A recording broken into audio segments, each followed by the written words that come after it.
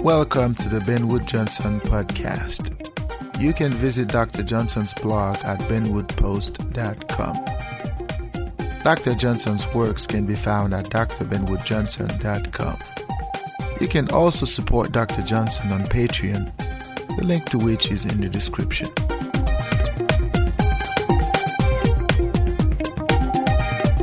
Hey, welcome to the Ben Wood Johnson podcast. Today is April 6, 2020, and this is podcast number 46. Once again, I welcome you to our podcast. This is another installment. We are still talking about the coronavirus, which is a difficult time for humanity, at least as of now.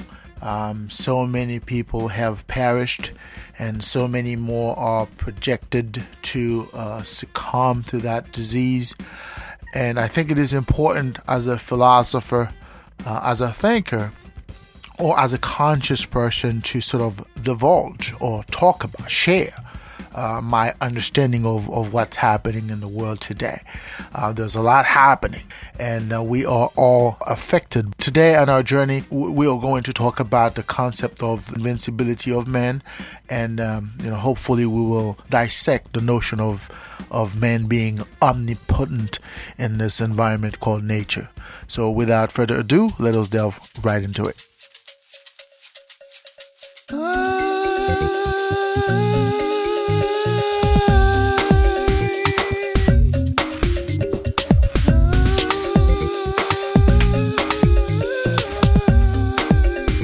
The invincibility of man.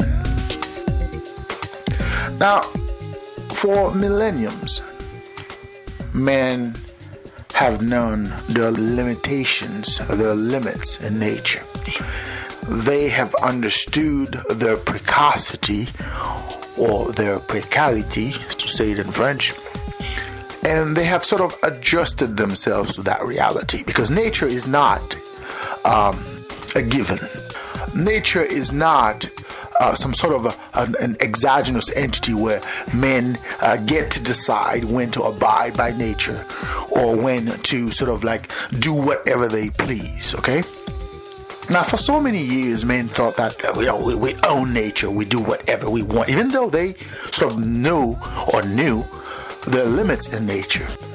Now, generations of men have sort of come around, and they sort of have ignored the reality of previous men. Nowadays, we live in a world where most men believe that they're invincible. In fact, when we hear them talk about their technologies, their progress and whatnot, one has a sense that men are supermen, that they can fly, they can just at any moment decide to go to Mars and to go to a different planet and then go live their lives. And that's the impression I get when I hear men talk about themselves in this world. But today there is a reality, and that reality sort of brought men back down to earth. Because if, as men, you do not understand your vulnerability in this nature, in this natural milieu, which is the world you live in, then you don't understand what is going on.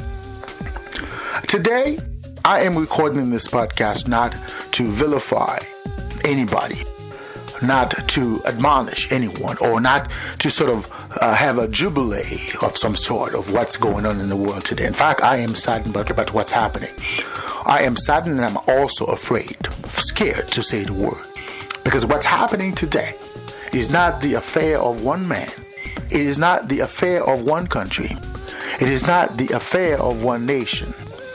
It is the affair of the human species. Whether or not you as a person feel you have the strength, the background, or the biological strength, or as they put it, the immunity to withstand what's happening today. Whether or not this is how you feel, there's a reality. And that reality is that as men, we are under threat. As men, we are under siege. And nature has put us down onto our knees. We are, at this moment, nothing in the eyes of the natural. We are, no matter who we thought we are, nothing in the eyes of nature. And we are reduced to whom we have always been, men.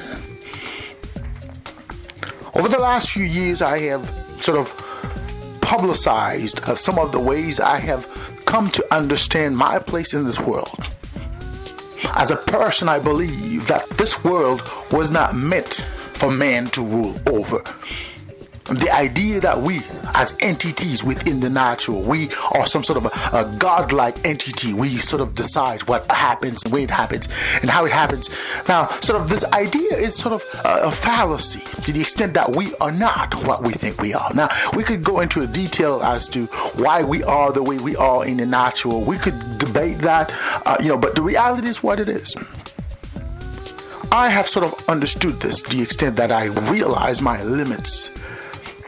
And I have found it very hard to swallow, at least to accept ideas that sort of suggest otherwise. Somehow we, as entities within the natural, we sort of control, we own the natural. We are different. We are exogenous entities. We were sort of brought on this earth by whatever. And there's so many theories about where we came from, who put us there, how we got here. Now, I'm not going to go again into detail as to the nature of those claims. But the reality, again, is what it is. We are vulnerable. And the only way we can survive our reality is by recognizing that reality and embrace it. Today, the world is going through a difficult time. So many people have lost their lives. This is no joke. And the reason so many people have lost their lives, some might say, it is because to some extent we sort of undervalued our own lives. We sort of undermine our reality to the extent that we sort of like, oh, okay, whatever it is, we can muddle through it. We could manage. But those who have perished wouldn't agree with that understanding. Somehow we have let ourselves down. Now, there are so many theories, and some of which are conspiracy in nature as to why we are where we are. I am not going to address those theories, those possibilities as to why things are happening the way they are happening, as to where this disease came from, who's responsible, and whatnot. I'm not going to go into this detail. What the facts are, or at least the reality is what it is. And to the extent that it is what it is, we have to accept it. There is a crisis within the human species today. And that crisis must be met with the exceptionality we always thought of ourselves. If we are going to sit around, if we are going to sit on our hands, hoping that this will go away, then we are wrong. We need to be proactive, not in the sense of taking away people's freedom to the extent, or in the name of the collective good. The idea of restricting people from moving about on the notion that this is the best way to stop this problem, I think we are wrong. We need to be proactive. And to the extent that we need to be proactive, we need to look for ways. If there are ways that could at least help us go through this, we should explore these possibilities. If we know of some medicine, some medication, or some sort of something that would help alleviate, we need to invest in that. Okay? If we are going to sit on our hands, this is not going to be solved by itself. And if it were to be, there would be another one to come. There would be another challenge, another disease of some sort, which we would have to, at some point we will realize that we need to be proactive. Now, nature has a way of curing itself. Nature always provides a way out. We just need to look around. We need to find that way. If we know that there's some sort of things that we've already created that could alleviate that, this is time to start distributing these things to the people. This is time to start giving people the help that they need, not telling them to stay at home. And it's quite ironic to hear folks talking about staying at home, this notion of social distancing. It's quite funny. And to the extent that it's not funny, but it is funny, sort of like, really? Really? You guys spent years talking about man or social animal. You spent years, your whole life you've been telling people that you need to be part of this collective. Not today. You're telling people to stay away from the collective. Isn't that funny? Go ahead and listen to some of my podcasts before. So go ahead and listen to some of my podcasts where I have talked about this fallacy of collectivity, where we are collective beasts, so to speak, where we ought to be amongst each other, so to speak. And I've sort of, no, that's a fallacy. We are not that way. We have never been that way. Otherwise, we would not have survived. Yes, there are instances where we ought to survive as a whole. Yes, there are instances in nature that we ought to survive that way. But for the most part, we have always been singularities, singular entity within the whole. That's who we are. And our ways of dealing with our reality is by being able to do so. When you refrain somebody, when you sort of restrict somebody from dealing with their reality, you're not making life easier for them at this moment. Right now, what's going on, especially in some of the most advanced countries, is wrong. And to the extent that you are restricting the person from being able to deal with his or her reality under the name of protecting the collective. This is a fallacy one more time. Whether or not this is going to pay off, I don't know. But I can assume it is not going to work as we intend. It is only going to create chaos. If that thing continues to the extent that it is spreading, restraining people is only going to enrage them. Restraining people's movement is only going to force them to react with violence. Or at least with violence. This is not the way. This is not the way. Okay? We have to allow the individual to find his way out. Allow the individual to find his way out. We cannot protect the collective by limiting the individual. Okay? And this is the approach we have chosen under the name of, we are doing the right thing. How is that the right thing? We spend our lives lying to ourselves. We spend our lives telling ourselves that we are gods on this planet, that we are invincible to the extent that we do, we can, and we will always be. That's what we've been saying to ourselves. We've been saying to ourselves, we do, we can, and we will always be. And here we are today. Thousands are dying. Is it something we could have prevented? I don't know. But what I do know is that nature always takes its course. And you have to allow the individual to deal with his reality. And if you cannot do that, at least give him a way. Telling people to stay away from themselves is not the solution. That's not the solution. The idea is that, okay, if we tell people to stay away, at least from themselves, that thing is not going to spread. That's fine. That's a valid sort of way of looking at it. But that's not the best. That is not the best way. You have to allow the individual to take care of himself. Yes, and this is where sort of the idea of freedom sort of comes into play. Because now you are going to find those who would say, well, no, if you allow people to do whatever they want, then they're going to do whatever they want. They're going to put me at risk. So Joan is going to put me at risk. Jonas is going to put me at risk. And I have to protect me. And the best way to protect me is by refraining, by restraining, by limiting Joan and Jonas. So, at which point it is really the collective. No, what it is, it's some individuals trying to protect themselves from other individuals. That's what it is. We have to say it, we have to call it what it is. That's what it is. We're not trying to protect the collective, we're trying to protect the entity within the collective that feels threatened by the other. No, allow the individual to find his way. Allow the individual to find himself. Okay? But I think this is where we are as a species. We are facing our nature. We are facing our reality.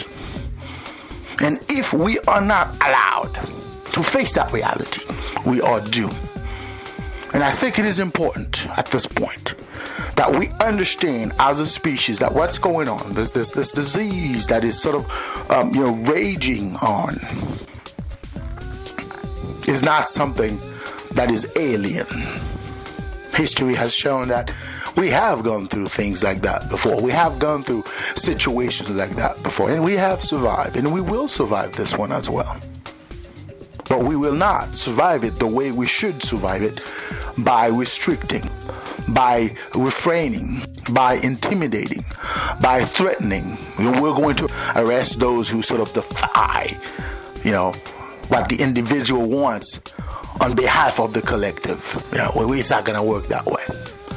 And I think we have to be honest with ourselves. I, as a philosopher, as a thinker, as a conscious person, I'm not surprised by what's happening. In fact, I've talked about it my whole life. And that's why when I hear folks talking about we are free, we get to be, I was like, really? What planet are you living on? So where are you living? What world are you living where you think you are free? You have freedom, The idea that we are free, we live in a free society, it's just like, what are you talking about? Now this is the reality. A lot of folks are finding out that they have never been free. A lot of folks are finding out right now that the idea of freedom was sort of a fallacy. But of course, they're trying to disguise that idea by saying that we are protecting the health of the public. Who is the public? I am the public. The individual is the public. If you restrict the individual, you're not helping the public, because the individual is the public. Okay? So at the end of the day, we have to understand where we are, why we got here, and what we can do to get out of the situation, at least as safely, as soundly as possible. First off, we need to understand who we are. We need to understand our limits. We also need to understand our power within. Okay? Like I said, there are ways to solve this problem, at least to alleviate it. There are people who are finding ways or finding remedies, not remedies to cure it, but they are finding ways to at least to alleviate what is going on. But a lot of people are forced to deal with the situation in a way that they could not have dealt with it, because they are limited. They are told you do not go anywhere. They are told you stay where you are. They are told you cannot go from this place to that place. So at that point, the individual cannot deal with his problem. The individual cannot deal with his reality. Yes, some of them are going to make it. But at the end of the day, we are not helping the individual to the extent that we pretend that we are helping the collective. Certain individuals are protecting themselves by limiting those they think could be a danger to themselves. Okay, so we have to be clear on that. Okay, we have to be clear on that. If we have to look at what's happening right now from a pragmatic lens, the reality couldn't be more evident. It is self-evident. The idea that you get to be whenever, however, has always been false. And today it is more potent, at least this notion is more potent than ever. You have always been a pawn in a game. And that game is that you are under control. And today you are threatening the existence of certain entities. And they have to refrain you. They have to put you under control to make sure that they continue to be the way they want it to be. And I think at the end of the day, we as a species, we are going to pay the price. Because in the history of this world, it has never been that way, from what I know. It has never been that way. The individual has to be able to deal with his problem to the extent that he can deal with his problem. And if we are going to limit the individual in the name of the collective, at least give the individual the means to survive, at least to make it on his own. If we know there's a syrup, a medicine somewhere that could help, this is the time for the government to start distributing this syrup to the people. If you know there's something that could alleviate it, this is the time for the government to start knocking at doors and start distributing those items to the individual. But limiting the individual on the basis that that's going to go away, probably this is not going to be the case. Of course, again, we have to look at this from the perspective of the person who is affected, and also from the person who doesn't want to be affected by it. Because these two perspectives matter, okay? Because the guy who's already affected by this ill or illness, if you will, he wants a way out. But the one who is not, he doesn't want to deal with that. He's trying everything in his power not to deal with it. And if it means that he has to quarantine those, or the guy who already has that ill, he's going to do that. But he's not doing it in the name of protecting the guy who has the disease. He's doing it in the name of protecting himself. And you're going to tell me there's nothing wrong with that? Yes, there's everything wrong with that. Everything is wrong with that. If you're looking at it from the perspective of the guy who has the disease. If I were ill right now, I would like to be able to cure myself. I'd like to be able to find a way to cure myself. I would need help. I wouldn't want to be restrained somewhere. I wouldn't want to be told to go sit somewhere. I would need help. If a lemon could cure that, at least could alleviate that, I would like to be able to find myself some lemons. If an orange could cure this, I'd like to be able to find oranges. And this is just example. I'm not saying that lemons or oranges cure this disease. Or I'm just using an example to show you if that were to be a possible solution, I would like to be able to access that solution. And if you're going to tell me to sit or stay put, give me solutions. Because at the end of the day, we are dealing with nature. And nature acts in mysterious ways sometimes. That thing could go away, but it could also worsen, God forbid. And if that were to be the case, what are we going to say with those who we have sort of restrained, limited, or they're going to be enraged? I don't think anybody's going to be able to stop that. And there's a reason a lot of people are buying guns right now. Because that's what they anticipate. They anticipate there's going to be a rage. And let's hope it doesn't come to that. Let's hope it doesn't get to that. But the reality is what it is. We have to allow those who are sick to deal with their problems. We have to give them means to deal with that problem. Whatever it is that could cure this, that could alleviate, not cure, but alleviate this ill, the individual should have access to that, at least being able to have that. Okay? So at this point, I am saddened. I am very saddened to see the reality of the humankind, because there are a lot of people that are denying it. In fact, in the beginning, so many people sort of like this was a hoax, some said. This was a joke. When it was happening in China, a lot of people were like, people were starting to act like, we don't want the Chinese around, sort of things. The racism was sort of rampant. They thought they were invincible. It was just the Chinese. It was a Chinese thing, they thought. Good riddance to those folks, because nature acts sometimes in mysterious ways. Okay, and we have to be humble as a species.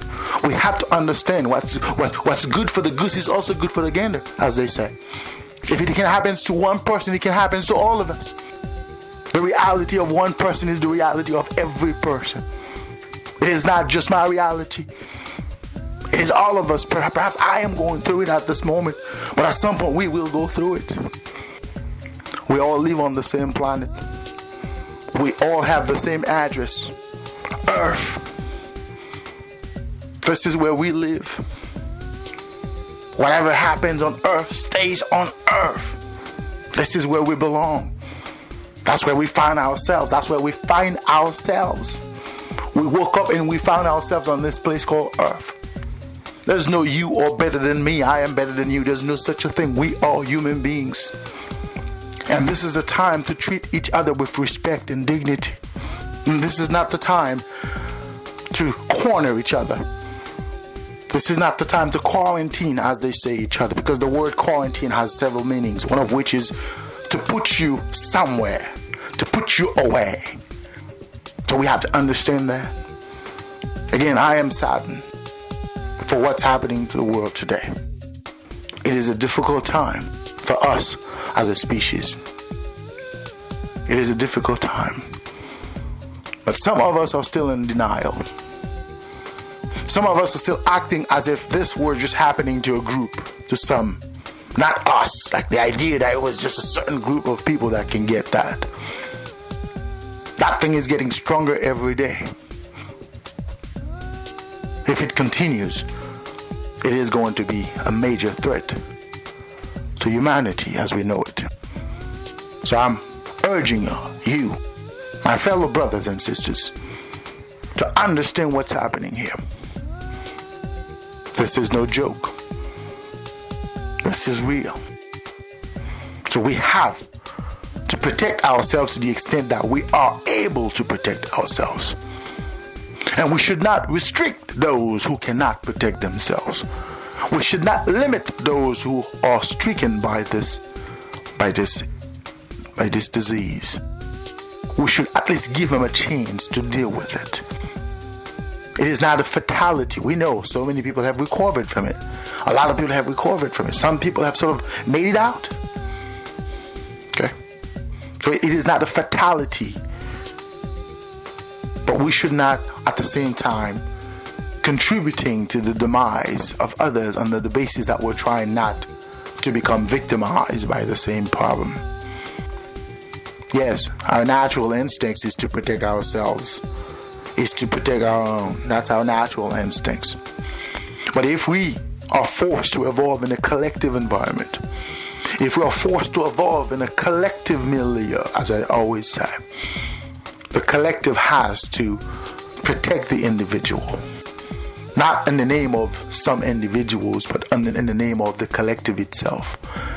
And there cannot be a collective without the individual.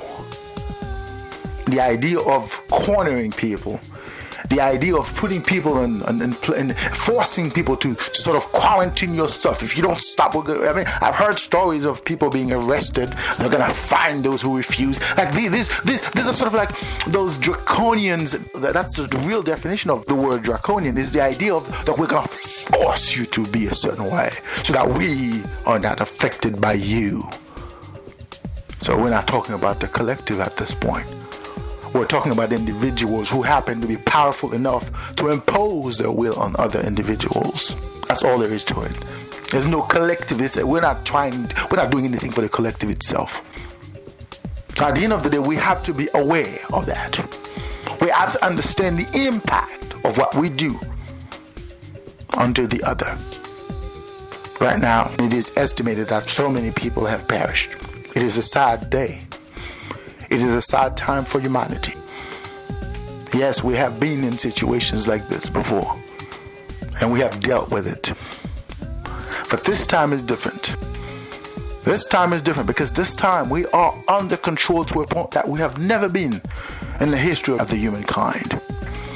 And that control couldn't be more evident than right now. It couldn't be more apparent. And we're not talking about conspiracy theories here. We're talking about the reality. Look around. Aren't you under control? If you look around, you don't see that you are under control, then you're probably not able to see at all. Is it a bad thing? Is it a good thing? Only time will tell. But if that thing were to go awry, or as they say, to go wrong, I don't think we will have enough to contain the rage of the individual. And I think this is a danger we need to avoid. And I think this is the situation we need to avoid. So as we pretend to protect the individual in the name of the collective, we have to allow the individual the capacity, allow the individual to be to the extent that he can be. And I think we need to have a good understanding of the reality of the individual before we act on behalf of the collective while undermining the individual himself.